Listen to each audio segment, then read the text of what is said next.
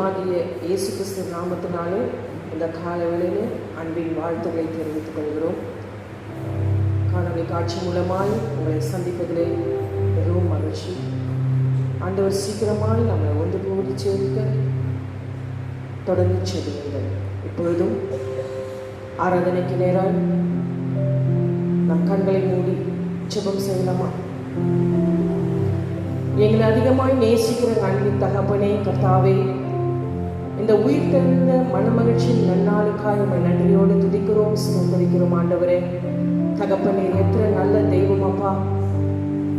எங்களை மட்டுமாய் கனிமணியை போல பாதுகாத்து எல்லா தீமைக்கும், எல்லா பொல்லாப்புக்கும், எல்லா கொள்ளை நோய்க்கும் எங்களை விலக்கி பாதுகாத்து எங்களை வழிநடத்தி வரும் உடைய கிருபைகளுக்காக நன்றி செலுத்துகிறோம். ஆண்டவரே, இப்பொழுதும் இந்த ஆராதனை உடைய கரத்தில் ஒப்பு கொடுக்கிறோம் ஐயா. தெய்வம், நீர் ஆராதனை ஆசீர்வதித்து தந்துள்ளபடியாய் ஜெபிக்கிறோம். ஆரம்பம் முதல் கடைசி மட்டும் உம்முடைய பிரசன்னம் எங்களை மூடுவதாக வச்சா எங்களை அர்ப்பணிக்கிறோம். ஆண்டவரே தெய்வமே, உம்முடைய கரத்தை கொண்டு எங்களை வழி நடத்தும்படியாக எங்களை ஒப்பு கொடுக்கிறோம். நாங்கள் ஒன்றுமில்லை அப்பா, எங்களை முற்றிலுமாய் ஒப்பு கொடுக்கிறோம். நீர் எங்களை ஆட்கொண்டு எங்களை வழிநடத்தும். தாழ்த்தி அர்ப்பணிக்கிறோம். இயேசுவின் நாமத்தில் கேட்கிறோம் எங்கள் ஜீவனுள்ள நல்ல பிதாவே, ஆமென். இப்பொழுதும் நாம் ஒரு பாடலை பாடி அவருடைய நாமத்தை மகிமைப்படுத்துவோம்.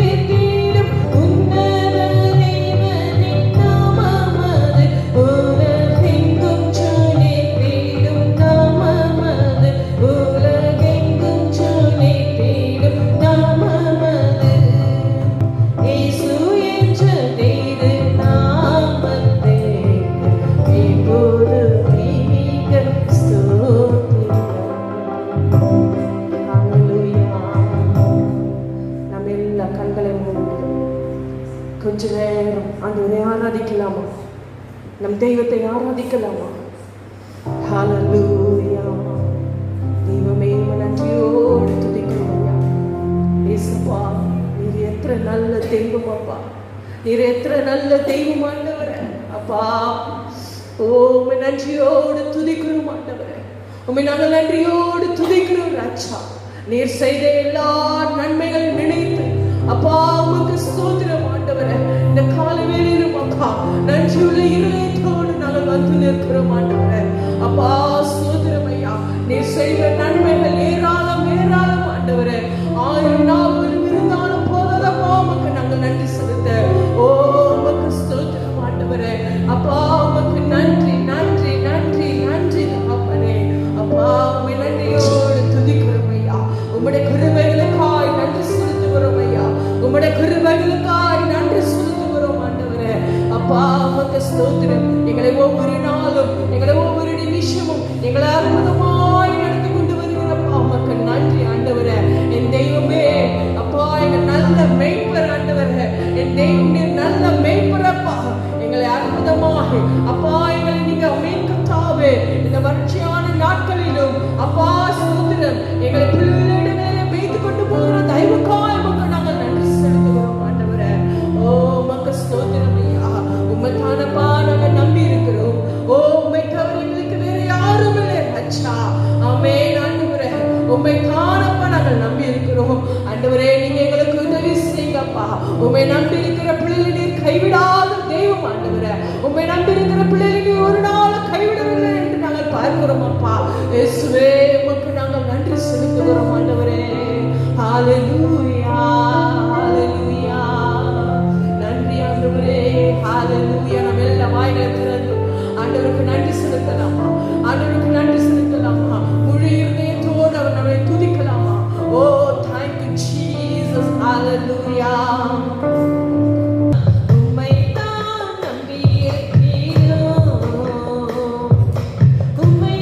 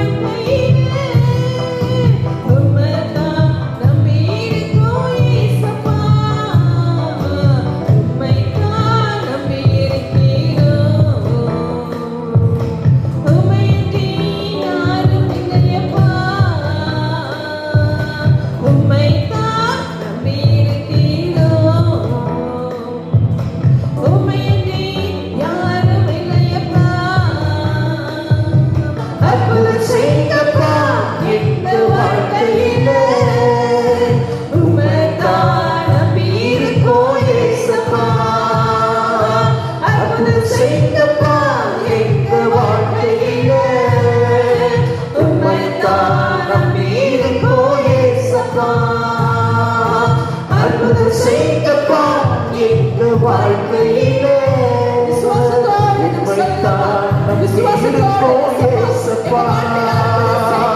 அற்புதம் செய்யுங்கப்பா எங்க வாழ்க்கையில.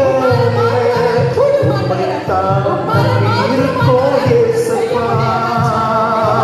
அற்புதம் செய்யுங்கப்பா எங்க வாழ்க்கையில. உம்மைத்தான் நம்பி இருக்கோம் ஏசப்பா. அற்புதம் செய்யுங்கப்பா எங்க வாழ்க்கையில.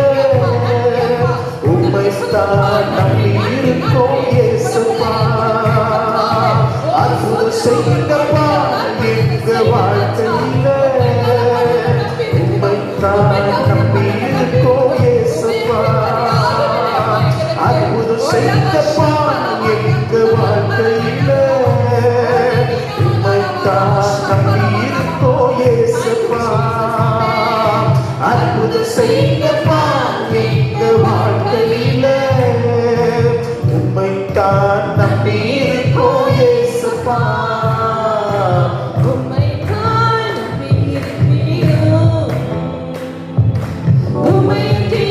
யாரும் இல்லையப்பா. உம்மைத்தான் நம்பி இருக்கீரோ. உம்மையன்றி யாரும் இல்லையப்பா. நாங்க உங்களை தானப்பா நம்பி இருக்கிறோம்.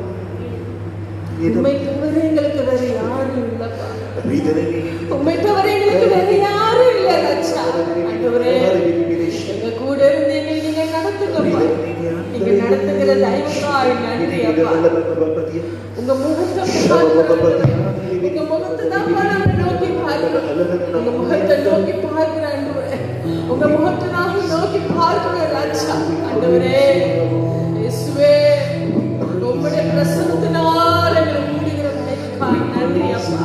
உம்முடைய பிரசன்னத்தினால் எங்களை மூடுகிற தயவுக்காய் நன்றி அப்பா. எங்களை ஒரு நாளும் மறவாத தெய்வம் ஆண்டவரே.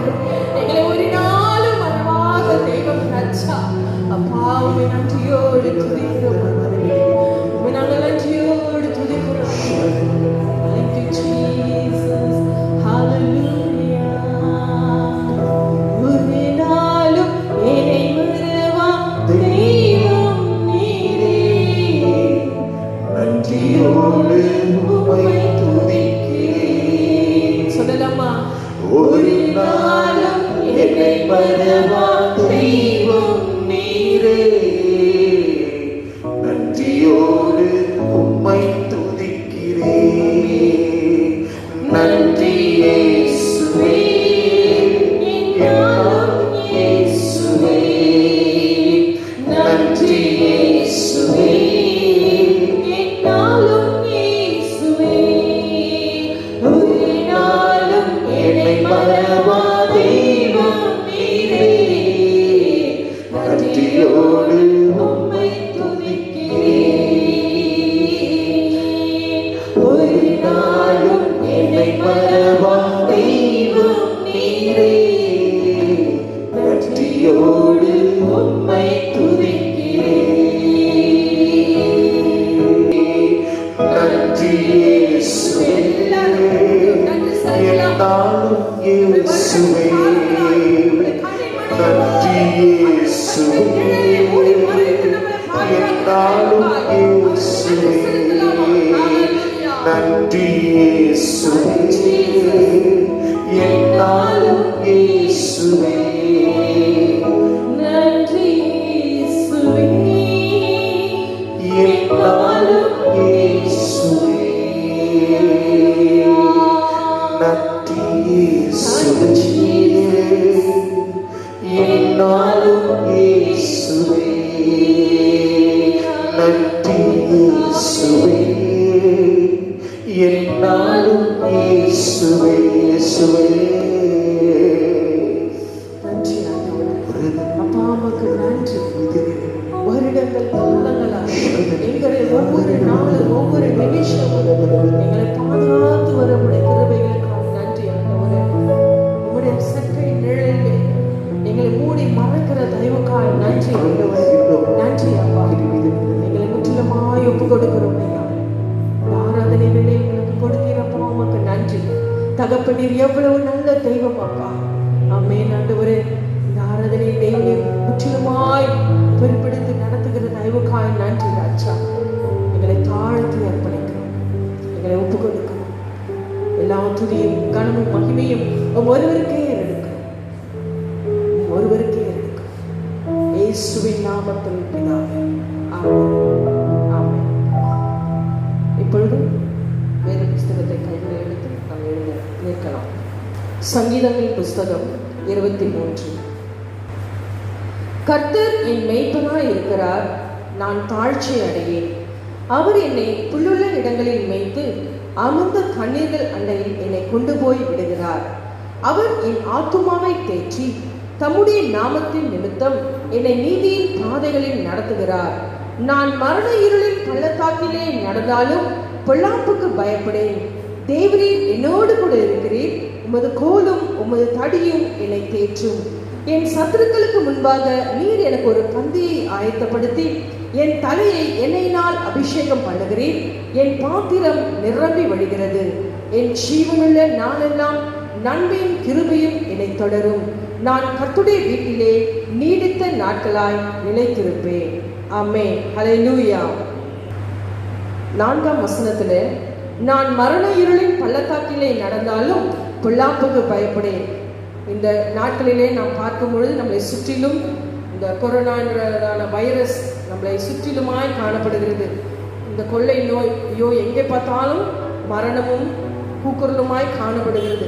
சங்கீதக்காரன் சொல்கிறான், நான் மரண இருளின் பள்ளத்தாக்கிலே நடந்தாலும் பொல்லாப்புக்கு பயப்படேன். நாமும் அப்படிதான், நாம் பயப்படாதபடிக்கு நான் மரண இருளின் பள்ளத்தாக்கிலே நடந்தாலும் பொல்லாப்புக்கு பயப்படேன். சங்கீதக்காரன் சொல்றது போல நாமும் பொல்லாப்புக்கு நான் பயப்பட மாட்டேன். சப்பா, நீங்க எங்க கூட இருக்கிறீர், தேவரீர் என்னோடு கூட இருக்கிறீர். அவர் எப்படி விசுவாசத்தோடு சொல்கிறார், நாமும் அப்படியாய் தேவரீர் என்னோடு கூட இருக்கிறீர், உமது கோலும் உமது தடியும் என்னை தேற்றும். நாமும் இந்த வசனத்தை கொண்டு ஒவ்வொரு நாள் ஆண்டவரே, மரண இருளின் பள்ளத்தாக்கிலே நாங்கள் நடந்தாலும் பொல்லாப்புக்கு நாங்கள் பயப்பட மாட்டோம் ஆண்டவரே, நீங்க எங்க கூட இருக்கிறீங்கப்பா, எங்களை நீங்க நடத்துறீங்க ஆண்டவரேன்னு சொல்லி ஒவ்வொரு நாளும் நம்ம விசுவாசத்தோடு நம் வசனத்தை கொண்டு நாம் அறிக்கை செய்து நாம் ஜெபம் பண்ணும்போது ஆண்டவர் நம்மளை ஒவ்வொரு நாளும் அப்படியா வழி நடத்துவார்.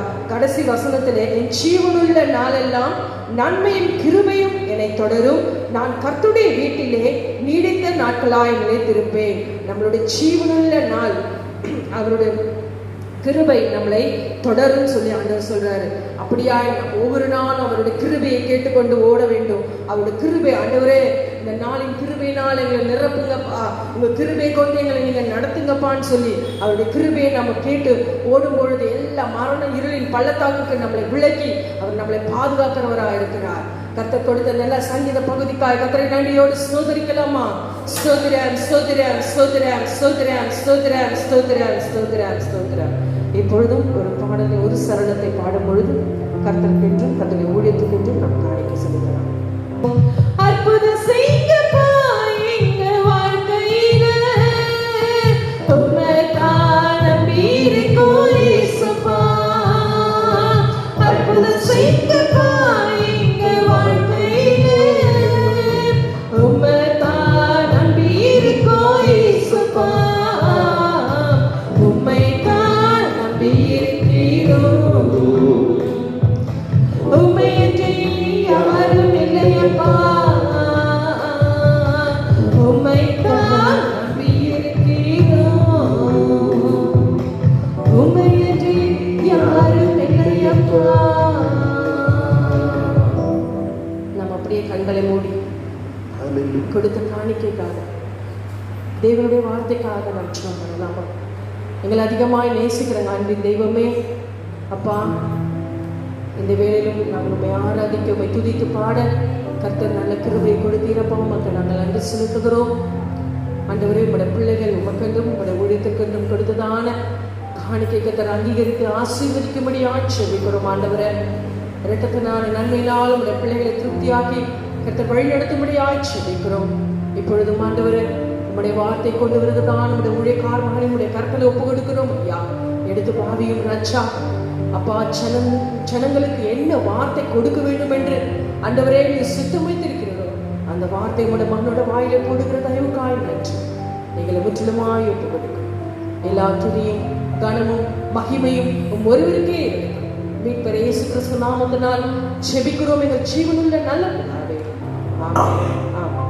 இப்பொழுதும் நம்முடைய சபைக்கு உதவும். ஆண்டவர் இரட்சகருமான இயேசு கிறிஸ்துவின் ஈடு இணையற்ற நாமத்தில் மறுபடியும் இந்த காணொளி காட்சியின் மூலமாக உங்களை சந்திப்பதில் மிகவும் மகிழ்ச்சி அடைகிறோம்.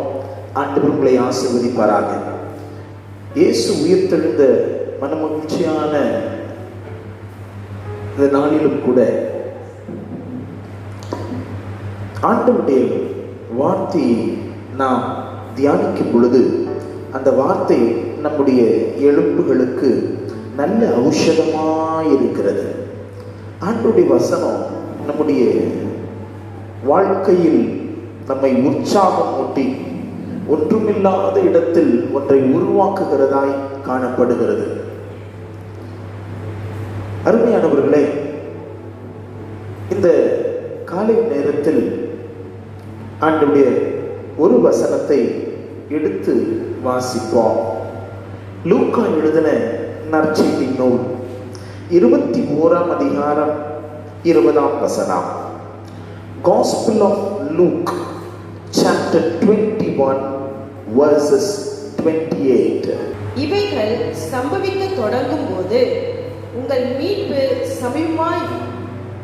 சமீபமாய் இருப்பதால் நீங்கள் நிமிர்ந்து பார்த்து உங்கள் தலைகளை உயர்த்துங்கள் என்றார். தலைகளை உயர்த்துங்கள் என்றார். அருமையானவர்களே, ஆண்டவராகிய இயேசு கிறிஸ்து தன்னுடைய சீஷர்களிடத்தில் சொல்லுகிற ஒரு வார்த்தை, உங்கள் மீட்பு சமீபமாயிற்று என்று சொல்லி நீங்கள் அறிந்து கொண்டு நீங்கள் என்ன செய்ய வேண்டும்? நிமிர்ந்து பார்த்து உங்கள் தலைகளை உயர்த்துங்கள். ஆண்டவருடைய பிள்ளைகளை, நம்முடைய வாழ்க்கையில் நம்முடைய மீட்பு மிகவும் சமீபம். ஆத்ம மீட்புக்காகவும் சரீர மீட்புக்காகவும் சபை தவித்துக் கொண்டிருக்கிறது. இந்த ஆத்ம மீட்பை பெற்றுக்கொள்ளும்படிக்கு சர்வ சிருஷ்டியும் ஆண்டவரிடத்தில் தவித்துக் கொண்டிருக்கிறதாக நாம் வாசிக்கிறோம். நம்முடைய மீட்பை பெற்றுக்கொள்வதற்கு நாம் நிமிர்ந்து பார்க்க வேண்டும். மல்லாக்கு பார்த்து அப்படின்னு சொல்லல, நிமிர்ந்து பார்த்து. அல்லேலூயா. சிலருடைய தலைகள் அவங்க ஜெபிச்சாங்கன்னா தலையை அப்படியே குனிஞ்சுக்கிட்டே இருப்பாங்க. அவங்க ஜெபிக்கிறாங்களோ என்னமோ தலைகளை தாழ்த்தி அப்படின்றது போல அப்படியே தலைகளை தாழ்த்தி அவர்கள் என்ன செய்வார்கள்? அப்படியே குனிஞ்ச மயமாகவே இருப்பாங்க. அப்படி இல்லை. ஆண்டவர் சொல்றாரு, நிமிர்ந்து பார்த்து. அல்லேலூயா. ஆண்டவருக்கு மகிமை உண்டாவதாக. எபிரேயருக்கு எழுதின நிருபம் 11ஆம் அதிகாரம் 24 முதல் 26 வசனங்கள் வரை நீங்கள் வாசித்து பாருங்கள். மோசே இனிவரும் பலன் மேல் நோக்கமாயிருந்து நிமிர்ந்து பார்த்து முன் சென்றான். ஆண்டவர் அவனுக்கு கொடுத்திருந்த அந்த தரிசனம், ஆண்டவர் அவனுக்கு வைத்திருந்த அந்த பெரிய உத்தரவாதத்தை அவன் பற்றி கொண்டு அவன் என்ன செய்தான்? இனிவரும் பலத்தின் மேல் நோக்கமாயிருந்து நிமிர்ந்து பார்த்து அவன் கடந்து போனான். ஆண்டவருடைய பிள்ளைகளாகிய நாம் பல இடங்களிலே பல ஏற்பாட்டு விசுவாசிகள் ஆமென் தங்களுடைய சுய தேசத்தை நாடி அவர்கள் போகிற பொழுது அவர்கள் என்ன செய்தார்கள்? ஆமென் ஆண்டவரை நோக்கி ஓடிக்கொண்டே இருந்தார்கள். கொலோசிய பட்டணத்தாரும் அப்படிதான் சொல்லப்பட்டிருக்கிறது. 3ஆம் அதிகாரம் முதல் 2 வசனத்தில் நீங்கள் வாசிக்கும் பொழுது ஆமென் நீங்கள் கிறிஸ்துவுடனே கூட எழுந்துண்டானால் கிறிஸ்து தேவனுடைய வலது பாரசத்தில் வீற்றிருக்கும் இடத்தில் உள்ள மேலானவைகளை தேடுங்கள். பூமியில் உள்ளவைகள் அல்ல மேலானவைகளே நாடுங்கள். ஆண்டவருக்கு மகிமை. ஆண்டவருடைய பிள்ளைகளை நாம் மேலானவைகளை நிமிர்ந்து பார்த்து ஓட வேண்டும். நம்முடைய ஆமென் ஆசை வாஞ்சை நம்முடைய நோக்கம் எல்லாம் நம் நிமிர்ந்து பார்த்து என்ன செய்யணும்? மேல பார்த்துக்கிட்டே ஓடணும். அல்லேலூயா. நான் ஏற்கனவே சொல்லி இருக்கிறேன். ஆமென். ஆண்டவருடைய வசனமும் நமக்கு அதுதான் வலியுறுத்துகிறது. ஒருவேளை ஆமென் அந்த காக்கை குஞ்சுகளோ அல்லாவிட்டால் பறவை குஞ்சுகளோ கழுகு குஞ்சுகளோ கீழே கூட்டை கலைத்து கீழே விழும் பொழுது அவைகளுக்கு மேலே நோக்கமாயிருக்காது. ஆமென். அவர்கள் பார்வையெல்லாம் இந்த உலகத்தின் காரியம்தான் தோன்றும்.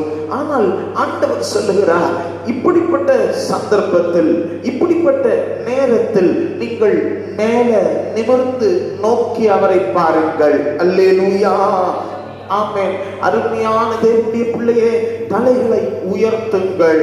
ஆண்டவருக்கு ஸ்தோத்திரம். காணொளி காட்சியின் மூலமாய் ஆண்டவருடைய வார்த்தை உங்களுக்கு நேராய் வருகிறது. நீ குனிஞ்சி குனிஞ்சி போகாத, நிமிர்ந்து நில். ஆமென். உன்னுடைய தலையை உயர்த்து. ஆண்டவருக்கு ஸ்தோத்திரம். ஆமென். நீங்கள் வேதத்திலே நீங்கள் பார்க்கும் பொழுது எபிரேயருக்கு எழுதின நிருபத்திலே 11ஆம் அதிகாரம் 16ஆம் வசனத்திலே ஆமென் வாசிங்க. அதையல்ல அதிலும் மேன்மையான தேசத்தையே விரும்பினார்கள். ஆகையால் தேவன் அவருடைய தேவன் என்னப்பட்ட வெட்கப்படுகிறதில்லை. அவர்களுக்கு ஒரு நகரத்தை ஆயத்தம் பண்ணினாரே. அவர்களுக்கு ஒரு நகரத்தை ஆயத்தம் பண்ணினாரே. ஆண்டவருக்கு மகிமை உண்டாகட்டும். ஆண்டவர் ஏன் மேல பார்க்க சொல்றாருன்னா, நமக்காக ஒரு நகரத்தை ஆயத்தம் பண்ணி கொண்டிருக்கிறார். அல்லேலூயா. அந்த மகிமையான நகரம் ஆமென் ஒரு நாள் பரலோகத்தை விட்டு இறங்கி இயேசுவோடு கூட கீழே வரப்போகிறது.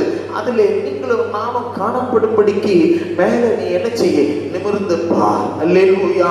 அந்த மீட்பின் நாளுக்காக நீ நிமிர்ந்து பார்.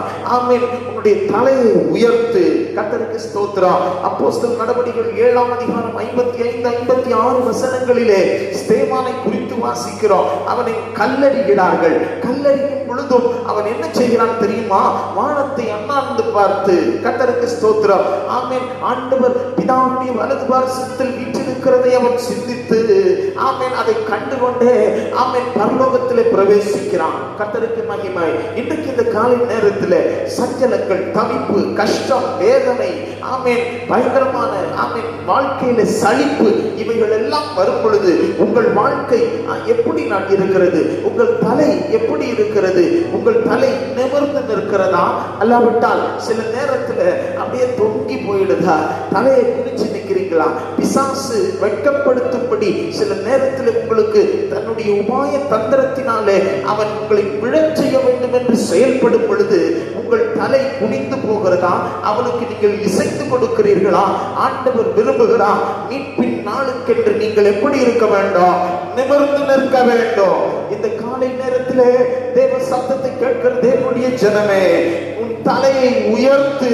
நீ குனிச்சு குனிச்சு இருக்க வேண்டிய அவசியம் இல்லை. அல்லேலூயா. ஆமென். ஏசாயா தீர்க்கதரிசன புஸ்தகம் 45ஆம் அதிகாரம் 22ஆம் வாக்கியத்தில் நீங்கள் வாசிக்கும் பொழுது, பூமியின் எல்லை எங்கும் உள்ளவர்களே கர்த்தரை நோக்கி பார்த்து கொண்டு வாழ வேண்டும் என்று சொல்லப்பட்டிருக்கு. அப்போ ஆண்டவர் ஆமென் பூமியில் இருக்கிற எல்லாரும் என்ன செய்யணுமா? ஆண்டவரை நோக்கி பார்க்கணும். என்ன செய்யணும்? ஆண்டவரை நோக்கி பார்க்கணும். நான் சொல்றது உங்களுக்கு விளங்குதா?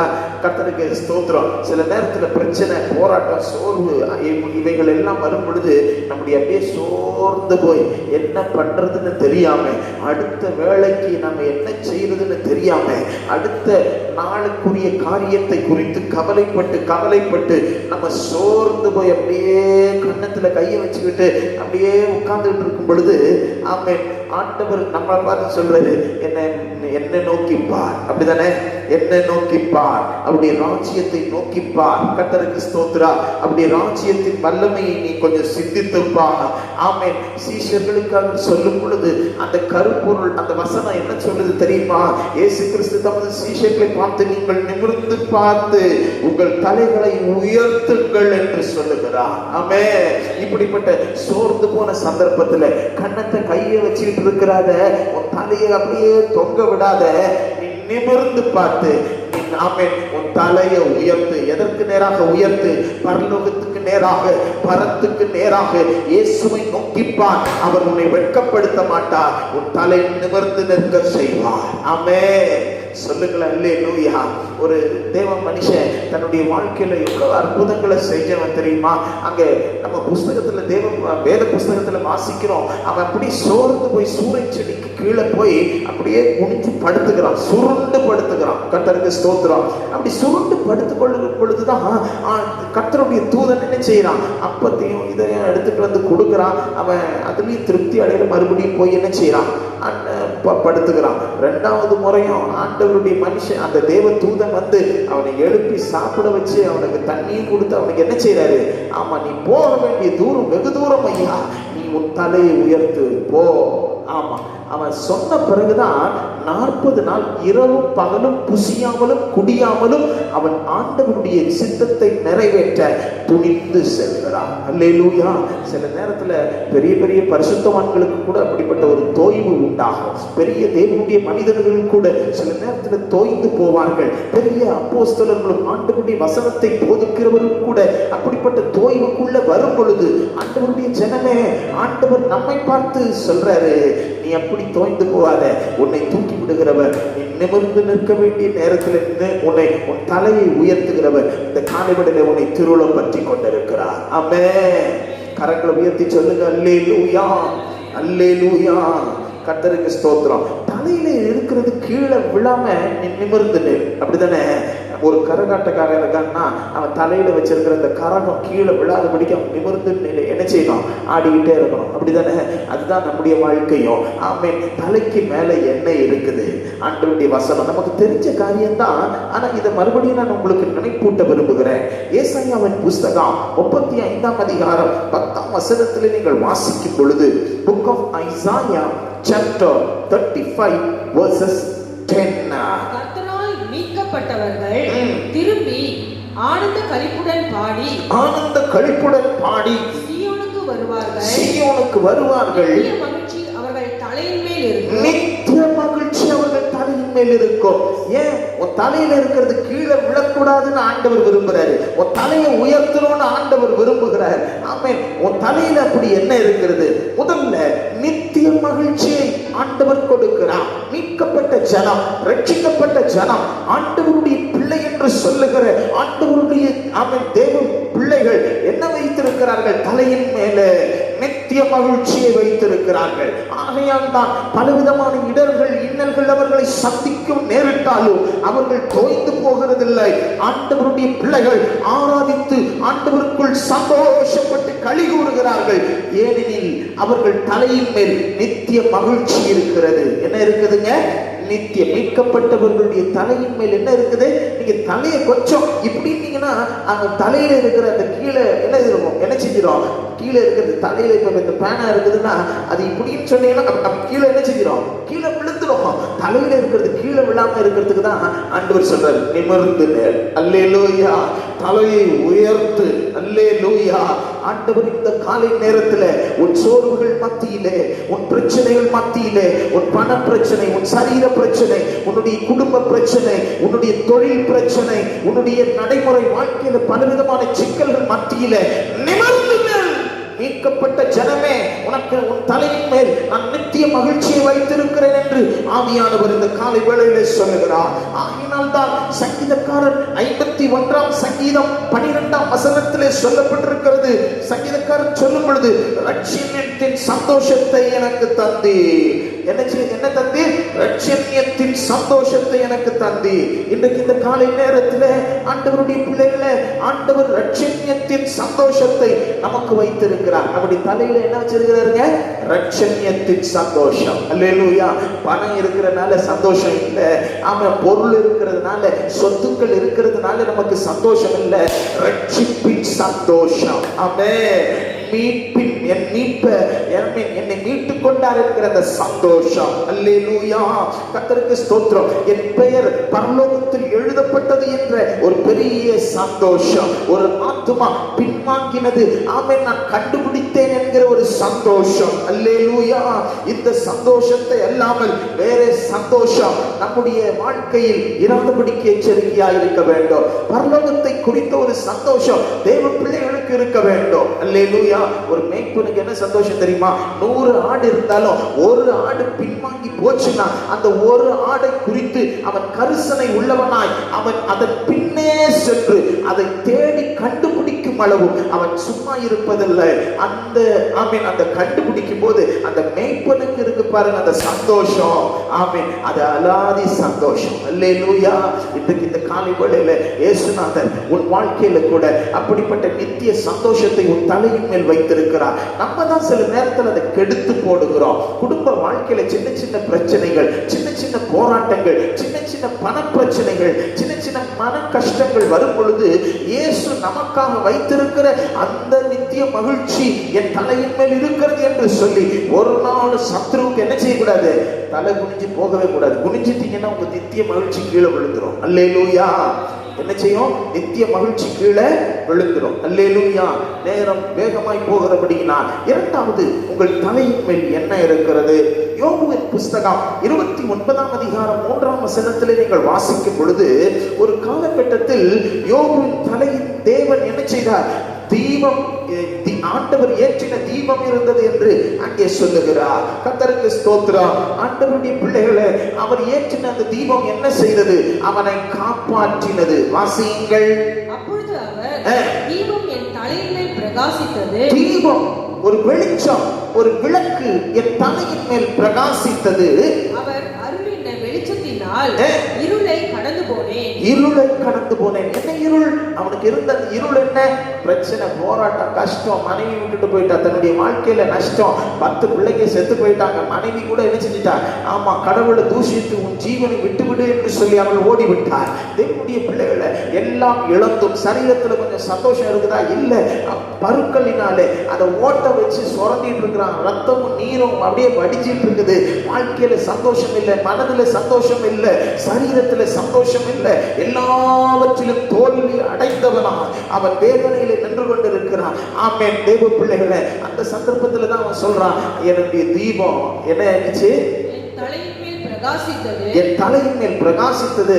அவர் அருளின வெளிச்சத்தினால் இருளை கடந்து போனேன். நான் இருளை, ஆண்டவர் என் தலையின் மேல என்ன வச்சிருந்தாரு? இவ்வளவு பிரச்சனை வந்ததுங்க, என் தலையில கடவுள் ஒரு பெரிய வெளிச்சத்தை வச்சிருந்தாரு. நான் இருளை கடந்து போனேன். அல்லேலூயா. நீ நிமிர்ந்து நிற்க வேண்டும். ஏன்? உன் தலையின் மேல் ஒரு தீபத்தை ஆண்டவர் எரிய வைத்திருக்கிறார். அல்லேலூயா. மற்றவர்களுக்கு ஆமென் உப்பாய் வெளிச்சமாய் ஆண்டவர் உன்னையும் என்னையும் வைத்திருக்கிறார். ஆண்டவர் இந்த உலகத்திற்கு எப்படி இருக்கிறாரு? வெளிச்சமாய் இருக்கிறார். அல்லேலூயா. கர்த்தருக்கு மகிமை உண்டாகட்டும். அந்த காலத்துல நீங்க பாப்பீங்கன்னு சொன்னா ஒரு ஃபங்க்ஷன், ஒரு பெரிய பவனி என்றெல்லாம் சொல்லி பார்த்தீங்கன்னா பெட்ரோமாஸ் லேம்ப் தலையில வச்சிருப்பாங்க. பார்த்துருக்கிறீங்களா? பழங்காலத்துல என்ன செய்வாங்க? பெட்ரோமாஸ் தலை லேம்ப். அன்னைக்கெல்லாம் ஸ்ட்ரீட் லைட்டு, அன்னைக்கெல்லாம் நமக்கு என்ன இல்லை? என்ன இல்லை? ஸ்ட்ரீட் லைட்டு இதெல்லாம் இல்லை. ஆமா, அன்னைக்கெல்லாம் டியூப் லைட் எல்லாம் இல்லை. கர்த்தருக்கு ஸ்தோத்திரம். மின்சார உற்பத்தி எல்லாம் கொஞ்சம் கம்மியா இருந்த ஆதி நாட்கள்ல, நான் கூட பிறந்திருக்க மாட்டேன்னு நினைக்கிறேன். கர்த்தருக்கு ஸ்தோத்திரம். அந்த நாட்கள்ல நீங்க பாத்தீங்கன்னு சொன்னா பெட்ரோமாஸ் லேம்பை தலையில வச்சுக்கிட்டு என்ன செய்வாங்க? நடந்துக்கிட்டு போவாங்க. எதுக்கு? ஒருவேளை ஒரு ஃபங்க்ஷன், ஒரு மாப்பிள்ளையும் பொண்ணும் அப்படியே அழைப்பு, அங்க அப்படியே குதிரையிலையும் சேரட்லையும் வராருன்னு வச்சுக்கிறீங்களேன், முன்னாடி என்ன செய்வாங்க? தலையில பக்கத்துல எல்லாம் என்ன செய்வாங்க? பெட்ரோமாஸ் லேம்பை தலையில வச்சுக்கிட்டு என்ன செய்வாங்க? நடந்து போவாங்க. எதுக்கு? அவங்க பாதைக்கு வெளிச்சமா இருக்கும்படி. அல்லேலூயா. கர்த்தருக்கு ஸ்தோத்திரம். பிற்பாடுதான் இந்த டியூப் லைட்லாம் வந்தது. டியூப் லைட் அதுக்கப்புறம் தெருக்களிலே கட்டி வைத்தார்கள். அது அவர்களுக்கு ஆமென் ஒரு வெளிச்சமா இருந்தது. ஆனால் தேவனுடைய பிள்ளைகளே, பகலிலே சூரியன் தேவனுடைய ஜனங்களுக்கு எப்படி இருக்குது? வெளிச்சமா இருக்குது. ஆமென். கர்த்தருக்கு ஸ்தோத்திரம். ஆனால் தேவனுடைய பிள்ளைகள் அல்லாத ஜனங்கள் அறிவில்லாமல் என்ன செய்யறாங்க? அந்தகாரத்திலே நடக்கிறார்கள். எதுல நடக்கிறாங்க? சொல்லுங்க, எதுல நடக்கிறாங்க? அந்தகாரத்தில் நடக்கிறாங்க. இருளில் உள்ள ஜனங்கள் பெரும் வெளிச்சத்தை கண்டார்கள்னு வசனம் சொல்லுது இல்ல? அப்ப இருளுள்ள இருக்கிற ஜனங்களுக்கு என்ன இல்லை? சொல்லுங்க, தலையில என்ன இல்லை? தீபம் இல்ல. ஆண்டவர் யோபுவுக்கு வைத்திருந்த அந்த தீபம் அவர்கள் மேல் இல்ல. கர்த்தருக்கு ஸ்தோத்திரம். ஆண்டவர் நம்ம மேல வச்சிருக்கிறது ஒரு பெரிய ஒரு வெளிச்சமாகிய தீபம். அந்த தீபம் என்ன தெரியுமா? நீதிமொழிகளின் புஸ்தகம் 6ஆம் அதிகாரம் 23ஆம் வாக்கியத்தில் நீங்கள் வாசித்து பாருங்கள். கட்டளையே விளக்கு, வேதமே வெளிச்சம். ஆமென். படிங்க. கட்டளையே விளக்கு, வேதமே வெளிச்சம், போதக சிக்ஷையே ஜீவ வழி, கர்த்தருக்கு ஸ்தோத்திரம். கட்டளையே விளக்கு, வேதமே வெளிச்சம். உன் தலையில என்ன இருக்கணும்? வேதம் இருக்கணும். அல்லேலூயா.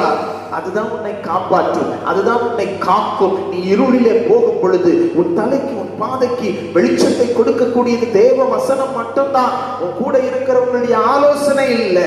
நீ இப்படி பண்ணு, இதை தூக்கி அதை செய், அதை தூக்கி இதை செய் என்று சொல்லுகிற ஆலோசனை அல்ல. தேவ பிள்ளையே, ஆண்டவருடைய வசனம் தான் உன் தலைக்கு தீபமா இருக்கணும், உன் பாதைக்கு வெளிச்சமா இருக்கும். அல்லேலூயா. ஆண்டவருக்கு மகிமை உண்டாவதாக. 2 நாளாகமத்தின் புஸ்தகம் 4ஆம் அதிகாரம் 7ஆம் வசனத்தில் நீங்கள் வாசிக்கும் பொழுது 10 ஆண்டவர் சாலமோன் கட்டின அந்த தேவாலயத்தில் 10 விளக்குகள் இருந்தது. அது எதை காண்பிக்கிறது? 10 கட்டளைகளை காண்பிக்கிறது. ஆண்டவருடைய அந்த கட்டளைகள் வேதம். அந்த வேதத்தின் வல்லமைதான் நம்முடைய பாதைக்கு, நம்முடைய தலைக்கு, நம்முடைய இருளிலே போகும் பொழுது நமக்கு ஒரு பெட்ரோனஸ் லேம்ப் போல நமக்கு ஒரு வெளிச்சமா இருக்குது. இன்னைக்கு இந்த காலை நேரத்தில் எத்தனை பேர் தலையின் மேல் அப்படிப்பட்ட ஒரு வெளிச்சம் இருக்கிறது?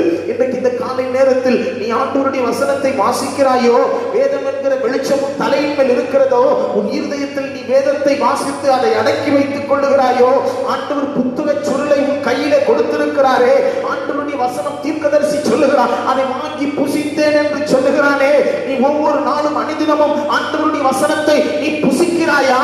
அது உன் தலைக்கு வெளிச்சமாய் இருக்கிறதா? அல்லாவிட்டால் சத்ரு கொண்டு வருகிற சில உபாய தந்திரங்களில் நீ சிக்கிக்கொண்டு அவனுடைய பொல்லாத பயங்கரமான கடன் பிரச்சனை, பலவிதமான சரீர பிரச்சனை, குடும்ப பிரச்சனை, பொருளாதார பிரச்சனை, இப்படி பல பிரச்சனைகளில் நீ சிக்கிக்கொண்டு நீ கீழே உன் தலையை குனியும் பொழுது உன் தலையின் மேல் இருக்கிற விளக்கு கீழே விழுந்து விடும். அல்லேலூயா. அப்படிதானே? கர்த்தருக்கு ஸ்தோத்திரம். உன் தலையின் மேல் என்ன இருக்கிறது? முதலாவது நான் சொன்னேன், என்ன இருக்கிறது? நித்திய மகிழ்ச்சி இருக்கிறது. இரண்டாவது என்ன இருக்கிறது? சொல்லுங்களேன், என்ன இருக்குது? தீபம் இருக்கிறது. கர்த்தர் ஏற்றின தீபம். இந்த சில நேரத்தில் பிள்ளைங்க எல்லாம் கிளாஸ் ரூம்ல படிச்சுட்டு இருக்கும்போது வாத்தியார் கேட்கிற கேள்விக்கு சரியா பதில் சொல்லலன்னு வச்சுக்கிடுங்களேன். வாத்தியார் என்ன கேட்பாரு? மண்டையில என்ன இருக்குது கேட்பாரா? கேட்க மாட்டாரா? உன் மண்டையில என்ன இருக்குது அப்படின்னு. நீங்களும் நானும், எனக்கு அப்பா அறிவு இருந்ததுன்னா எங்கள் வாத்தியார் கேட்கும்போது சொல்லியிருப்பேன், என் தலையின் மேல் தீபம் இருக்குது, களிமண் இல்லை. இல்லை, மண்டையில களிமண்ணா இருக்குது அப்படின்னு கேட்பாங்க. இல்லை, கர்த்தருக்கு ஸ்தோத்திரம். ஆண்டவரிடத்துல நம்மளுடைய பிள்ளைகளாய் சொல்லணும், என் தலையில என்ன இருக்குது? தீபம் இருக்கிறது. ஆண்டவருக்கு மகிமை உண்டாவதாக.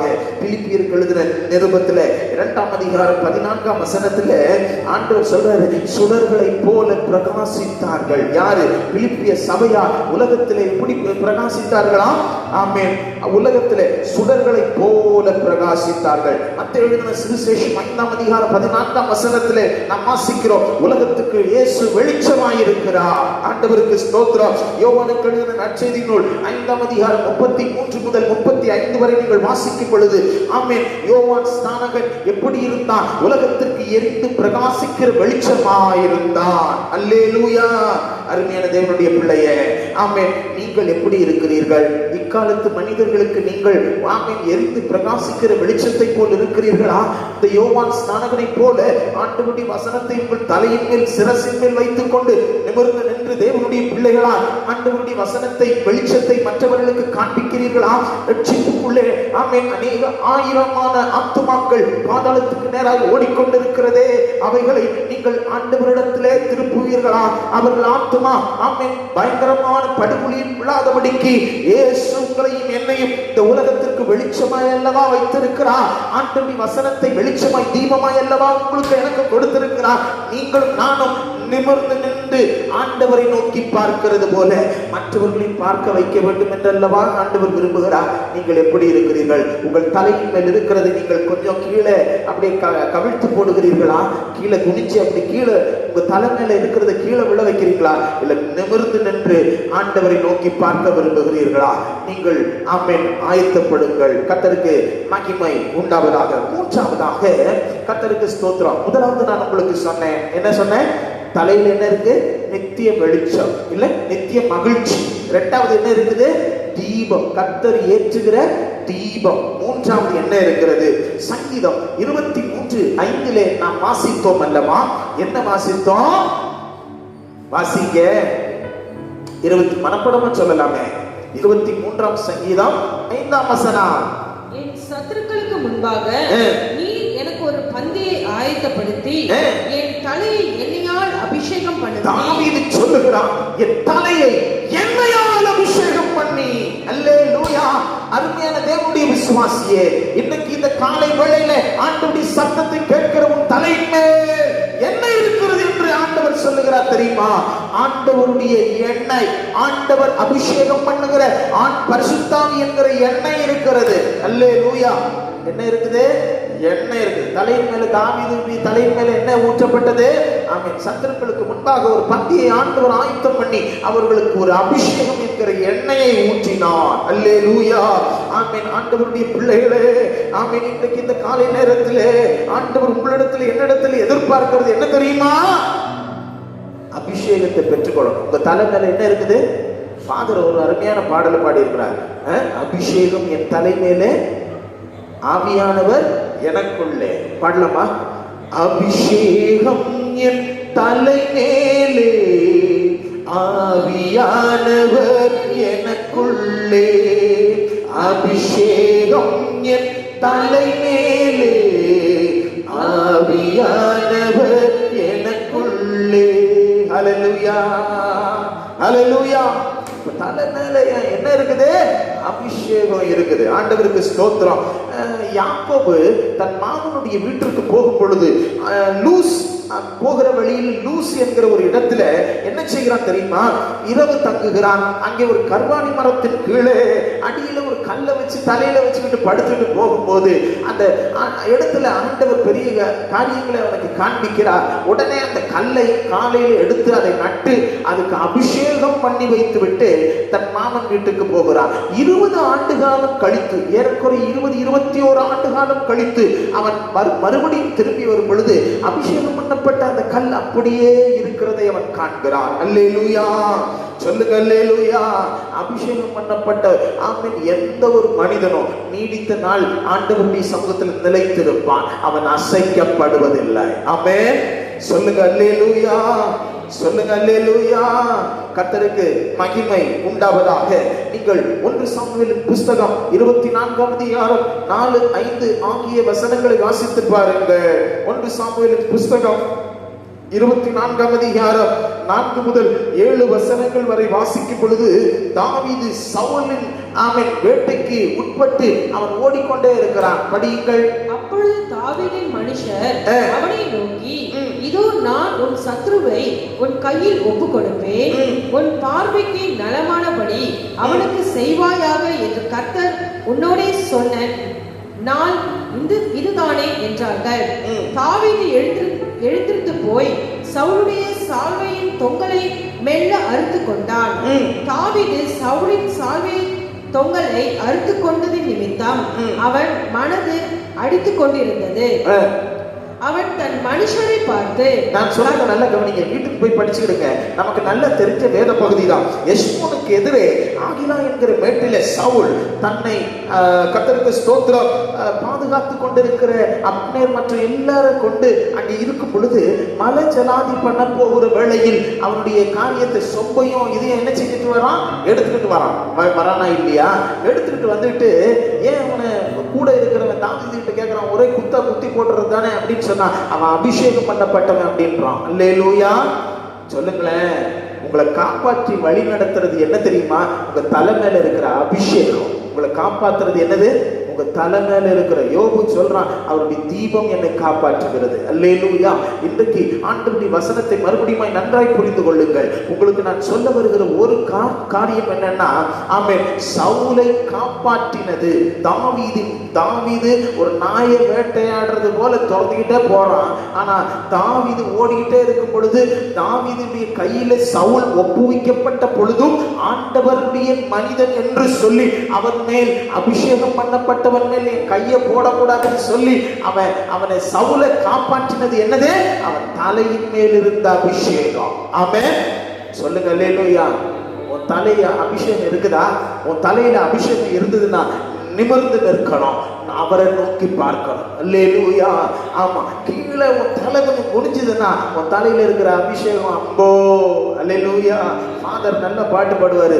என்ன ஒரு பாடல்னா, பொருட்கள் மேல உன் கண்ணு போச்சுன்னா போச்சையா, உன் அபிஷேகம். ஆட்கள் மேல கண்ணு போச்சுன்னா 50ஆம் அபிஷேகம். இன்னைக்கு இந்த காலை நேரத்துல அவங்களுக்கு இவ்வளவு வருது, அவங்களுக்கு இப்படி நடக்குது, அவங்களுக்கு இவ்வளவு இருக்குது, அப்படி இருக்குது, இப்படி இருக்குதுன்னு ஆத்துமாக்களை குறிச்சோ பொருளை குறிச்சோ ஆமென் சம்பத்துகளை குறித்தோ நீ கவலைப்படாதே. உன் தலையின் மேல் அபிஷேகம் இருக்கிறது. அந்நிய மனுஷனுக்கு இல்லாத தேவ வல்லமை பரலோகத்தின் அபிஷேகம் உன் சிரசின் மேல் இருக்கிறது. ரட்சிக்கப்பட்ட ஒவ்வொருவருக்கும் ஆண்டவர் உன் தலையின் மேல் என்ன வச்சிருக்கிறாரு? ஒரு அபிஷேகத்தை வச்சிருக்கிறார். ஆமென். சொல்லுங்க அல்லேலூயா. ஒரு சிவந்த மேனி உள்ள ஒரு மனிதனா, ஒரு சின்ன பையனா ஆடு மேய்ச்சிட்டு இருக்கும் போது சாமுவேல் அவனுக்கு நேராய் போய் அவனுடைய சிரசின் மேல ஆமென் அந்த தைல குப்பியை எடுத்து அதை வார்த்து அவனை சமஸ்த இஸ்ரவேலுக்கும் ராஜாவாய் அபிஷேகம் பண்ணினான். அல்லேலூயா. அவன் சிறுவன் தான், அவன் ஒன்றுமில்லாதவன் தான். ஆனால் அவன் மேல் இருந்த அபிஷேகம் விலையேற பெற்றது. இன்றைக்கு தேவ பிள்ளையே, உன் கண்களுக்கு முன்பாக ஆண்டவர் ஆமென் ஒரு விலையேற பெற்ற ஒரு அபிஷேகத்தை உன் தலையின் மேல் வைத்திருக்கிறார். அல்லேலூயா. தலையின் மேல் இருக்கிற அந்த அபிஷேகத்தை காப்பாற்றிக்கொள். ஆமென். சிலர் அதை ரொம்ப வேஸ்டா நினைக்கிறாங்க, அதை ரொம்ப துச்சமா மதிக்கிறாங்க. உன் தலையின் மேல் இருக்கிற அபிஷேகம் ஆவியானவரை நீ என்ன செய்யாத, துக்கப்படுத்தாத. எவ்வளவேனவரை துக்கப்படுத்தாத. அந்த அபிஷேகத்துல மெருகூற்றி மெருகூட்டப்பட்டு நீ அப்படியே அதுல வளர்ந்துகிட்டே போ. அன்னார்ந்து பார், நிமிர்ந்து நெல். பிரச்சனைகள் போராட்டங்கள் வரும் பொழுது அந்த அபிஷேகம் தலையின் மேல் இருக்கும் பொழுது உன்னை காப்பாற்றும். ஆமென். சொல்லுங்க அல்லேலூயா.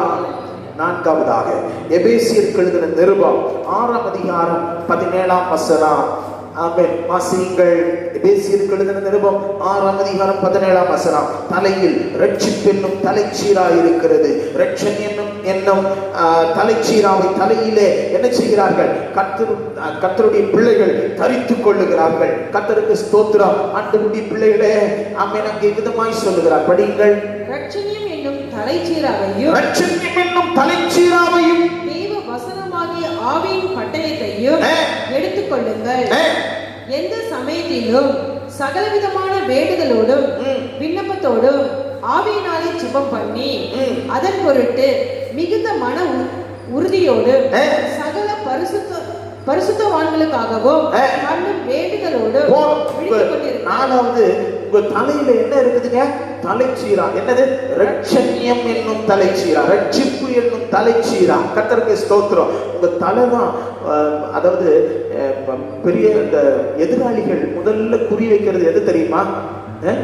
கெனடி என்கிற ஒரு பெரிய அதிபர் இருந்தார் அமெரிக்க தேசத்துல. அவர் குறி வச்சு தலையில தான் சுட்டாங்க. அப்படிதானே? பலரை பார்த்தீங்கன்னு சொன்னா தலையெல்லாம் சுடுவாங்க. ஏன்? தலையை சுட்டா வாழெல்லாம் அடங்கி போயிடும். அப்படிதானே? தலைவரை பார்த்து நம்ம அவரை அரெஸ்ட் பண்ணிட்டோம்னா அவங்க கீழே இருக்கிறவங்க என்ன செஞ்சிருவாங்க? அடக்குமுறைக்காரர்கள் என்ன செய்வார்கள்? அப்படிதான். தலைவரை அடக்கிட்டோம்னா, பிடிச்சிட்டோம்னா கீழே இருக்க தொண்டர்கள் அடங்கிடுவாங்க. அப்படின்னு தான் என்ன செய்வாங்க? நினைப்பாங்க. பல நம்முடைய சரித்திரத்தை புரட்டி பார்த்தால் அப்படிதான் பல சந்தர்ப்பங்களில பல காரியங்கள் நடந்திருக்கிறது. தலை ரொம்ப முக்கியம். எது முக்கியம்?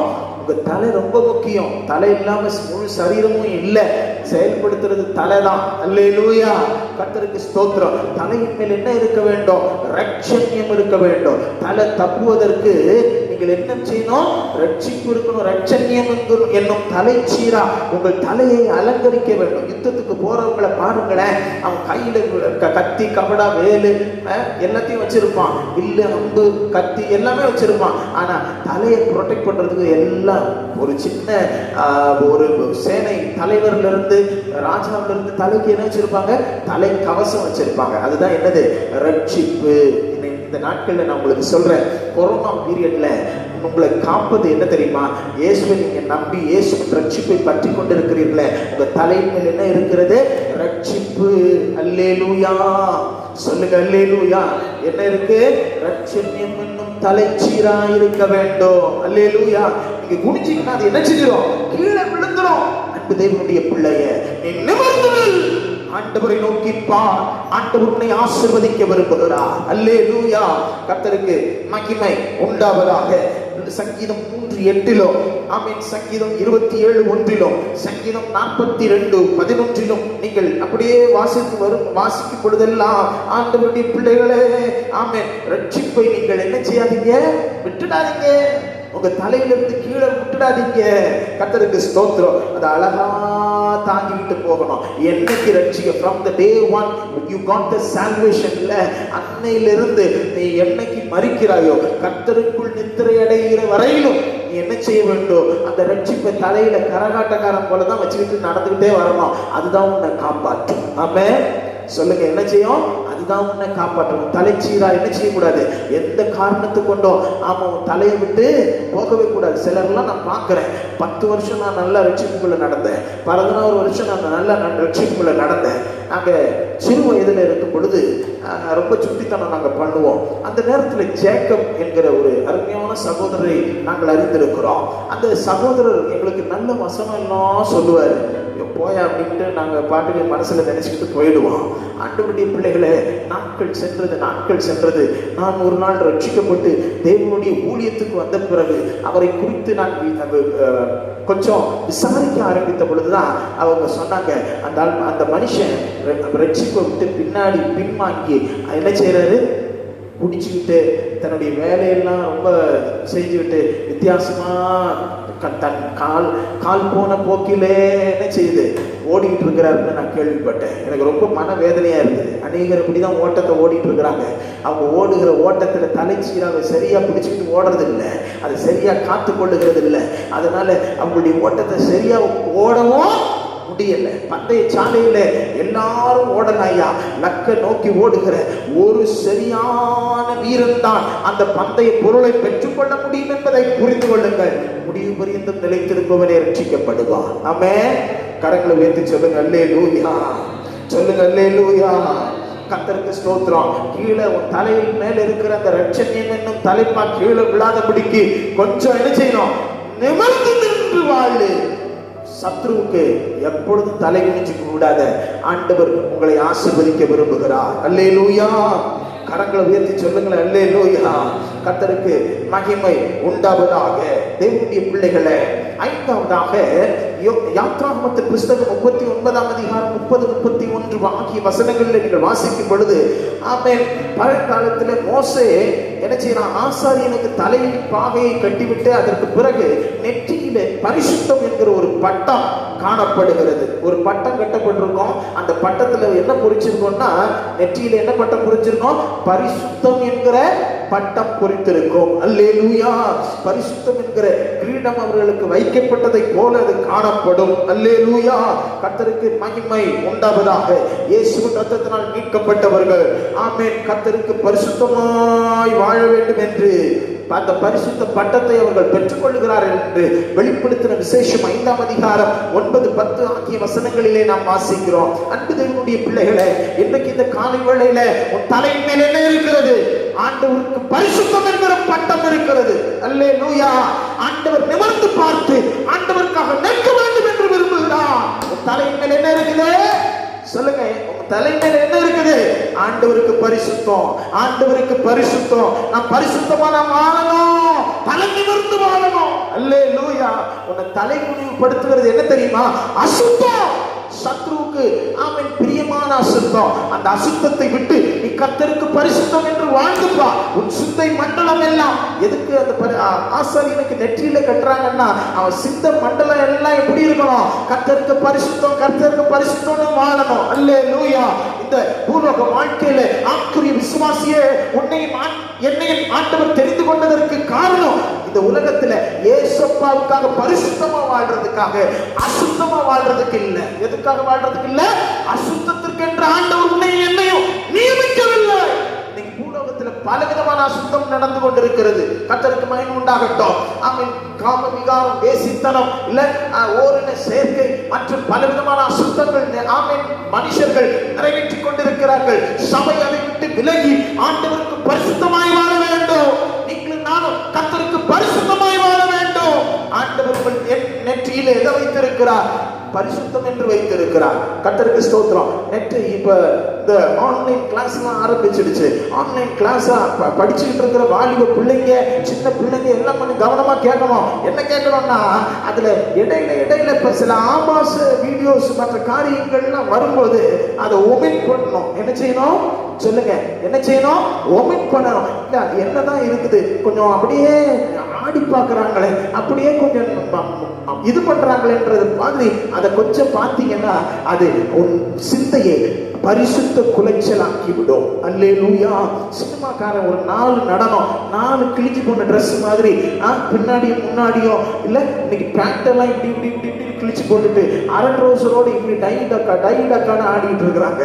இதெல்லாம் வாலிப பிள்ளைங்க பார்க்கும் பொழுது அவங்க மனதுல என்ன வந்துடுது? அசுத்தம். கர்த்தருக்கு ஸ்தோத்திரம். ஆண்டவருடைய பிள்ளைகளை அசுத்தத்திற்கு விலகி ஆண்டவருடைய சாமே பரிசுத்தம் உங்கள் சிந்தை மண்டலத்தை ஆட்கொள்வதாக. கிறிஸ்துவின் சிந்தை உங்கள் இருதயங்களை, உங்கள் சிந்தை மண்டலத்தை ஆட்கொள்வதாக. தலையின் மேல் என்ன இருக்கிறது? இதற்கு பரிசுத்தம் என்று இருக்கிறது. அல்லேலூயா, அல்லேலூயா. ஆண்டவருக்கு மகிமை உண்டாகட்டும். வேகமாய் நான் சொல்லி கடந்து போக விரும்புகிறேன். 6வதாக உன் தலையின் மேல் என்ன இருக்கிறது? தானியேலின் புஸ்தகம் 4ஆம் அதிகாரம் 5ஆம் வசனத்திலே நேபுகாத்நேச்சாருக்கு ஆமென் தலையை குறித்ததான ஒரு தரிசனத்தை வைத்தார். அல்லேலூயா. அவனுடைய எண்ணத்தில், அவன் சிந்தை மண்டலத்தில் ஆண்டவர் அவனுக்கு ஒரு தரிசனத்தை கொடுத்தார். என்னது? அந்த பசு பொன்னினாலான அந்த தலை, அந்த மார்பு புயமும் இல்ல, அந்த கால் வரைக்கும் இருக்கிற அந்த ஒரு பெரிய சிலையை குறித்ததான ஒரு வெளிச்சத்தை, ஒரு தரிசனத்தை கொடுத்தார். அல்லேலூயா. அதற்கு விளக்கம் காண்பிப்பதற்கென்று ஆண்டவர் ஒரு மனிதனை வைத்திருந்தார். ஒரு விசேஷித்த அபிஷேகத்தை பெற்ற ஒரு மனிதன். அவன் தலையிலே அவன் பேர் என்னன்னா சொப்பனக்காரன். அல்லேலூயா. இல்ல, அந்த தரிசனத்துக்கு சொல்ற ஒரு தேவ ஆவியை பெற்ற வாலிபன். அல்லேலூயா. ஆண்டவருக்கு மகிமை உண்டாகட்டும். யோவேலுக்கு எழுதின அந்த தீர்க்கதரிசன புஸ்தகம் 2ஆம் அதிகாரம் 28ஆம் வசனத்தில் நீங்கள் வாசிக்கும் பொழுது அங்கே சொல்லப்பட்டிருக்கிறது, நம்முடைய வாலிபர்கள் எல்லாம் என்ன செய்வார்கள்? தரிசனத்தையும், மூப்பர்கள் எல்லாம் சொப்பனத்தை காண்பார்கள் என்று சொல்லப்பட்டிருக்கிறது. ஆண்டவருடைய பிள்ளைகளே, ஆமென். யோசேப்பை குறித்து 37ஆம் அதிகாரத்தில் ஆதியாகமத்தின் புஸ்தகத்தில் நீங்கள் வாசிக்கும் பொழுது அங்கே பார்வோனுக்கு ஒரு சொப்பனம் தோன்றினது. அங்கே ஒரு சொப்பனக்காரன் இருந்தான். அவன் யோசேப்பு அந்த சொப்பனத்துக்குரிய காரியத்தை வெளிப்படுத்தினான். அல்லேலூயா. தரிசனம் பெற்ற உன் தலையின் மேல என்ன இருக்குது தெரியுமா? ஆண்டவர் கொடுத்த தரிசனம் இருக்குது. ஆண்டவர் கொடுத்த சொப்பனம் இருக்குது. என்ன சொப்பனம்? உனக்கு முன்பாக சகல அந்த கதிர்களும் ஆமென் தாழ விழுந்து உன்னை பணிந்து கொள்ளும் என்று சொல்லி ஆண்டவர் உன்னை தலையா வைப்பாரே தவிர வாலாக்க மாட்டாரு. இன்னைக்கு இந்த காலை வேளையில தேவ பிள்ளையே, பொருளாதார வீழ்ச்சி ஏற்படலாம், பல சூழ்நிலைகள் உனக்கு விரோதமாக உன்னை சூழ்ந்திருக்கலாம். அதை கண்டு பயப்படாத. ஆண்டவர் உன்னை எப்பவும் ஒரு கிங் மேக்கரா, ஒரு தலையா தான் வச்சிருப்பாரு. எப்பவும் வாழ ஆக்கவே மாட்டார். ஆமென். சொல்லுங்க அல்லேலூயா, சொல்லுங்க அல்லேலூயா. ரட்சிக்கப்பட்ட ஜனமே, உன் தலையில ஒரு தரிசனத்தை கொடுத்திருக்கிறார். ஆமென். நேபுகாத்நேச்சாருக்கு ஒரு தரிசனத்தை கொடுத்தாரு. ஆமா, பொன்னான அந்த தலை யாரு? ஆமென். அருமையான அந்த நேபுகாத்நேச்சர் தான் என்பதை அங்கே விளங்க பண்ணினான். கர்த்தருக்கு ஸ்தோத்திரம். அந்த கனவுடைய ரகசியத்தை, அந்த தரிசனத்துடைய ரகசியத்தை தானியேல் வெளிப்படுத்தினான். அன்பான தேவ பிள்ளையே, உன் தலையில பல காரியங்கள், உலக காரியங்கள் இருந்தாலும், உன் குடும்ப பிரச்சனை, பல காரியங்கள் இருந்தாலும், உன்னை ரட்சித்த நாளிலே ஆண்டவர் உன் தலையில வச்ச அந்த தரிசனமும் ஆமென். சில நேரங்களில சொப்பனத்தின் மூலியமாய் ஆண்டவர் உன்னோடு பேசி, நான் உன்னை வாழாக்காம தலையாக்குவேன், உன்னை சுடர்களை போல மாற்றுவேன் ஆண்டவர் சொன்னார்ல. அந்த வசனமும் அந்த கனவின் ரகசியமும் உன் இருதயத்தில், உன் மண்டையில, உன் தலையில இருக்குதுன்றத மறந்து போகாது. அல்லேலூயா. கரங்களை உயர்த்தி சொல்லுங்க அல்லேலூயா. எத்தனை ஆண்டுகள் ஆனாலும் ஆண்டவர் சொன்ன தரிசனம், ஆண்டவர் காண்பித்த அந்த சொப்பனம், ஆண்டவர் ஆமென் உன் தலையின் மேல் வைத்த அந்த தரிசனம் கீழே விழாதபடிக்கு காத்துக் கொள்வாயானால் அவைகள் என்ன செய்யும்? நிச்சயமாய் ஒரு நாள் தோன்றும். அது உன் வாழ்க்கையில நடக்கும். யோசேப்புடைய வாழ்க்கையில நடந்ததா? யோசேப்புடைய வாழ்க்கையில நடந்ததா? அவன் கனவு, அவன் சகோதரர்கள் அவனை கிண்டல் பண்றாங்க. இவர் சொப்பனக்காரன் வந்துட்டாருப்பா. கிண்டல். இன்னைக்கு ஒரு வாழ்க்கையில கூட ஒரு வீட்டுல தாயார பிள்ளைங்க கிண்டல் பண்ணலாம், புருஷன் மனைவியை கிண்டல் பண்ணலாம், இல்ல புருஷனை பிள்ளைகளும் தாய்மாரும் என்ன செய்யலாம், மனைவிகளும் கிண்டல் பண்ணலாம். இப்படி பல விதமா கிண்டல் பண்ணலாம். ஆனா அந்த தரிசனத்தை பெற்றவங்களுக்கு தான் தெரியும், நோவாவுக்கு தான் தெரியும். இல்ல உலகத்துல அவன் நீதியை குறித்து பிரசங்கித்துக் கொண்டிருக்கும் பொழுது ஆனா போயா, ஏன்னா அவங்க அது வரைக்கும் மழையை பார்த்தது இல்லை, வானத்திலிருந்து தண்ணி இப்படி வரும்னு அவங்களுக்கு தெரியாது. முதல் முறையா ஆமென் அந்த நோவாவுடைய தரிசனம் நிறைவேறும் பொழுது நோவாவுக்கு ஆண்டவர் கொடுத்த பணியை முடித்து எல்லாம் உள்ளே அடைக்க, சகல ஜீவராசிகளும் உள்ளே அடைக்கப்பட்டு வானத்திலிருந்து மழை வரும் பொழுதுதான் அவர்கள் கொஞ்சம் பயப்பட ஆரம்பிச்சாங்க. அல்லேலூயா. இன்னைக்கு ஆமென் ஆண்டவர் உன் தலையின் மேல் என்ன வைத்திருக்கிறார்? தரிசனம் வைத்திருக்கிறார். ஆமென். கர்த்தருக்கு ஸ்தோத்திரம். ஏழாவதாக வேகமாய் நான் முடிக்கிறேன். 1 பேதுருவின் புஸ்தகம் 2ஆம் அதிகாரம் 9ஆம் வசனத்தில் நீங்கள் வாசிக்கும் பொழுது நாம் ராஜரீக ஆசாரிய கூட்டத்தார், அல்லேலூயா, நம்முடைய தலையின் மேல் என்ன இருக்கிறது? தேவனுடைய ராஜரீகம் இருக்கிறது. கர்த்தருக்கு ஸ்தோத்திரம். 2 தீமோத்தேயுவின் புஸ்தகம் 2ஆம் அதிகாரம் 12ஆம் வசனத்திலே என்ன சொல்லப்பட்டிருக்கிறது? அவரோடு கூட நீங்கள் பாடுகளை சகித்தார், அவரோடு கூட ஆளுகை செய்வோம். அல்லேலூயா. நம்முடைய தலையில என்ன வச்சிருக்கிறாரு? ஒரு ஆளுகை வச்சிருக்கிறாரு. ராஜரீக பாதையில உன்னை என்னை நடத்துவதற்கு ஆண்டவர் உண்மை உள்ளவர். ஆமென். ஊழியக்காரங்க பிச்சைக்காரங்களை போல இருந்தாலும் அந்த ஊழியக்காரங்களை கொண்டுதான் ஆண்டவர் சமஸ்த இஸ்ரவேலை நடத்துறார். ஆமென். சொல்லுங்க அல்லேலூயா. சொல்லுங்க அல்லேலூயா. சாமுவேல் ஒண்ணு இல்லாம ஒரு சாதாரண மனுஷனை போல இருந்தா அவன் சமஸ்த இஸ்ரவேலுக்கும் எப்படியா இருக்கிறான்? தீர்க்கதரிசியா இருக்கிறான். ஒரு சவுலை கூட ராஜாவாய் மாற்றுகிற ஒரு அபிஷேகம், ராஜரீக அபிஷேகம் அவனுக்கு இருக்குது. அல்லேலூயா. கரங்களை உயர்த்தி சொல்லுங்க அல்லேலூயா. அன்பு தேவனுடைய பிள்ளையே, இந்த காணொளி காட்சியின் மூலமாய் காண்கிற உனக்கு ஆண்டவர் இந்த காணொளியில உன் தலைமையில் என்ன வச்சிருக்கிறாரு? ஒரு ஆளுகையை, ராஜரீகத்தை வச்சிருக்கிறார். அவருடைய ராஜரீகம் சர்வத்தையும் ஆளுகிறது, சகலத்தையும் ஆளுகிறது. ஆண்டவர் உனக்கு ஒரு ஆளுகையை வச்சிருக்கிறாரு. ஆமென். மீட்பின் நாளுக்கென்று நியமிக்கப்பட்ட உன்னை ஆண்டவர் சகலத்தையும் ஆளுகை செய்யும்படி ஆமென் உன்னை ஆசீர்வதிக்கும்படி விரும்புகிறார். இந்த காலை நேரத்தில் ஆண்டவரிடத்தில் ஒப்பு கொடுப்பாயா? ஒவ்வொன்றாய் நீ சிந்தித்துப்பா. ஆமென். அல்லேலூயா. நம்முடைய தலையின் மேல் என்ன ஆண்டவர் வைத்திருக்கிறார்? ஆமென். யோபு சொல்லுகிறது போல தீபம் இருக்கிறது. இரண்டாவது ஆனந்த களிப்புடனே பாட்டு பாடும் ஆமென் நித்திய மகிழ்ச்சி இருக்கிறது. மூன்றாவது பரிசுத்தாவினால் உண்டாகிற ஒரு அபிஷேகம் இருக்கிறது. நான்காவது இரட்சண்யம் என்கிற தலைச்சீரா இருக்கிறது. ஐந்தாவது கர்த்தருக்கென்று பரிசுத்தம் என்கிற பட்டம் இருக்கிறது. ஆறாவது ஆமென் தரிசனமும் சொப்பனத்தையும் ஆண்டவர் உனக்கும் எனக்கும் கொடுத்திருக்கிறார். ஏழாவது ஆண்டவர் ராஜரீக ஆசாரிய கூட்டத்தாராய் தலையில ஒரு ஆளுகை வைத்திருக்கிறார். ஆமென். சொல்லுங்க அல்லேலூயா. இப்படி சொல்லிக்கிட்டே போகலாம், நிறைய இருக்குது. ஆனா இந்த 7 காரியத்தை கீழே விட்டுடாத. அல்லேலூயா. அதனாலதான் ஆண்டவர் சொல்றாரு, நிமிர்ந்து நெல். அந்த லூக்கா எழுதின புஸ்தகத்தை மறுபடியும் வாசிங்க. லூக்கா எழுதின நற்செய்தி நூல் 21ஆம் அதிகாரம் 28ஆம் வசனத்தை மறுபடியும் வாசிங்க. ஆண்டவர் சீஷர்களுக்கு பார்த்து என்ன சொல்றாரு? வாசிங்க. நிமிர்ந்து பார்த்து உங்கள் தலைகளை உயர்த்துங்கள். இவைகளை சம்பவிக்க தொடங்கும் போது உங்கள் மீட்பு சமீபமாய் இருப்பதால் நிமிர்ந்து பார்த்து உங்கள் தலைகளை உயர்த்துங்கள் என்றார். நிமிர்ந்து பார்த்து உன் தலையை உயர்த்து. உன் தலையில இருக்கிறத கீழே போட்டுடாத. கண்களை மூடுவோமா? செபிப்போமா? முழங்கள் படியிடுவாயா? உன் தலையின் மேல் இருக்கிற உத்தரவாதத்தை இப்பொழுது ஆண்டவருடைய நாமத்தினாலே நிமிர்ந்து பார்த்து ஆமென் அறிந்து கொள்வாயா? ஆண்டவரை நோக்கி பார்ப்பாயா? ஆண்டவர் ஒருபோதும் உன்னை வெட்கப்படுத்த மாட்டார். ஆண்டவர் உன்னை கைவிடவும் மாட்டார். உனக்காக நான் ஜெபிக்கிறேன். அன்புள்ள பிதாவே, இந்த காலை நேரத்தில் நீர் எங்களோடு கூட பேசி நம்முடைய திவ்ய வசனத்திற்காக நன்றி. கேட்ட வார்த்தையை நாங்கள் எங்கள் இருதயத்தில் பதித்துக் கொண்டு நாங்கள் எங்கள் தலையின் மேல் என்ன இருக்கிறது என்பதை அறிந்து அதை கீழே விழுந்து விடாதபடிக்கு நாங்கள் நிமிர்ந்து நின்று உம்மை நோக்கி பார்த்து எங்களுடைய முகங்கள் பிரகாசம் அடைய ஆண்டவரே எங்கள் தலையை காத்துக்கொள்ள உதவி செய்வீராக. கடந்து வந்த ஆமென் ஆண்டவரே தேவ வார்த்தையை காணொளி காட்சியின் மூலமாய் கேட்கிற ஒவ்வொருவரையும் ஆசீர்வதியும். பிதா குமாரன் பரிசுத்தாவின் நாமத்தில் உடைய பிள்ளைகளை நீ சமூகத்தில் இருக்கிற தேவனுடைய மனிதனாய் ஆசீர்வதிக்கிற கர்த்தர் ஒவ்வொருவரையும் ஆசீர்வதியும். தேவ செய்தியை கேட்கிற உடைய பிள்ளைகளை ஆசீர்வதியும். அவர்கள் தங்களை காத்துக் கொள்வார்களாக. ஆண்டவருடைய பாதுகாப்புக்குள்ளே உட்படுவார்களாக. கர்த்தர் ஆசீர்வதிப்பீராக. அன்பு இயேசுவின் நாமத்தில் உடைய பிள்ளைகளை வாழ்த்தி ஆசீர்வதிக்கிறேன் பிதாவே. ஆமென். என் ஆத்துமாவே கர்த்தரை ஸ்தோத்திரி. என் முழு உள்ளமே ஒரு பரிசுத்த நாமத்தை ஸ்தோத்திரி. என் ஆத்துமாவே கர்த்தரை ஸ்தோத்திரி. அவர் செய்த சகல உபகாரங்களை மறவாதே. ஆமென். கர்த்தராகிய இயேசுவின் கிருபை, பிதாவாகிய தேவனுடைய அன்பு, பரிசுத்தாவியனுடைய அந்யோன்ய ஐக்கியம், சிநேகம், சமாதானம் நம் அனைவரோடும் கர்த்தருடைய வரை மட்டும் இன்று என்றும் சதா காலங்களிலும் இருப்பதாக. ஆமென். அல்லேலூயா, அல்லேலூயா, அல்லேலூயா. God bless you brothers and sisters. நீங்கள் கர்த்தரால் ஆசீர்வதிக்கப்படுவீர்கள். எந்த நிலையிலும் கர்த்தரை உறுதியாய் பிடித்துக் கொள்ளுங்கள். தலையை கீழே குனிச்சிடாதீங்க, நிமிர்ந்து நில்லுங்க, அவரை நோக்கி பாருங்க. ஆண்டவர் உங்கள் தலையை உயர்த்துவார். ஆமென், ஆமென். God bless you.